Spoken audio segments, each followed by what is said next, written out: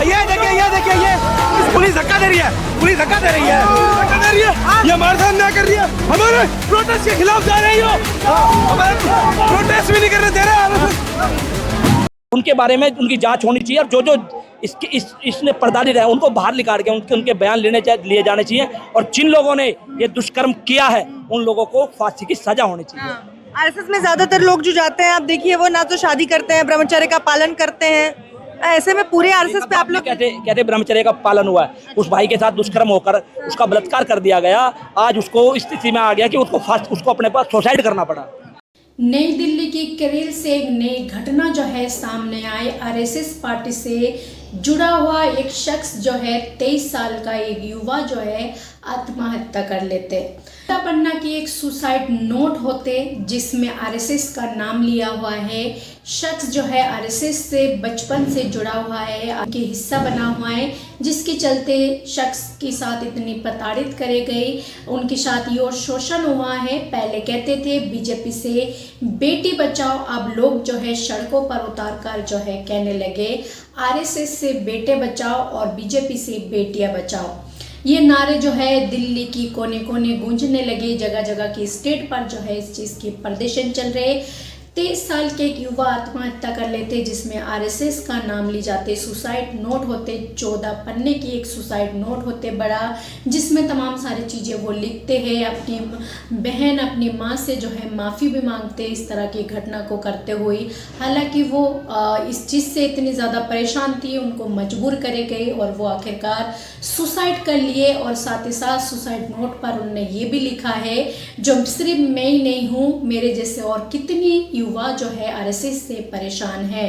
तो इस वक्त जो है दिल्ली की जंतर मंतर पर बड़ा प्रदर्शन चल रहा है कांग्रेस पार्टी की कार्यकर्ता की तरफ से, जहां पर पुलिस प्रशासन हर बार जिस तरह से प्रदर्शन में पुलिस प्रशासन होते उनको अरेस्ट कर ली जाते, उन पर लाठीचार्ज करते, वो तमाम सारी चीज़ें इस वक्त देखने को मिल रहे।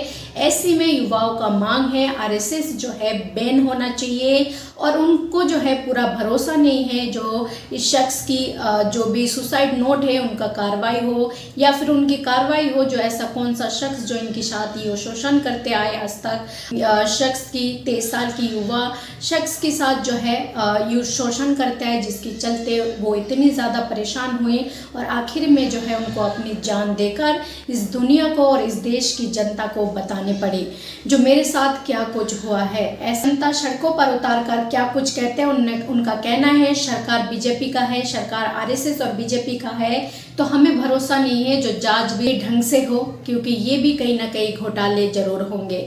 तो क्या कुछ कहना है, लोगों में किस तरह से जोश है, किस तरह से आक्रोश देखने को मिल रहे हैं, एक बार उनकी बयान पर नजर डालें।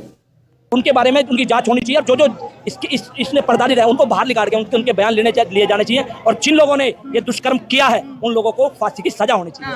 आरएसएस में ज्यादातर लोग जो जाते हैं आप देखिए वो ना तो शादी करते हैं, ब्रह्मचर्य का पालन करते हैं, ऐसे में पूरे आरएसएस पे आप लोग कहते ब्रह्मचर्य का पालन हुआ है। उस भाई के साथ दुष्कर्म होकर उसका बलात्कार कर दिया गया, आज उसको इस स्थिति में आ गया कि उसको अपने पास सुसाइड करना पड़ा।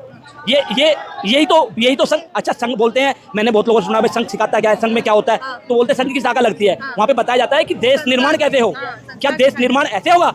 हिंदुस्तान का जो हमारा देश है उसका निर्माण इस तरह से करते हैं।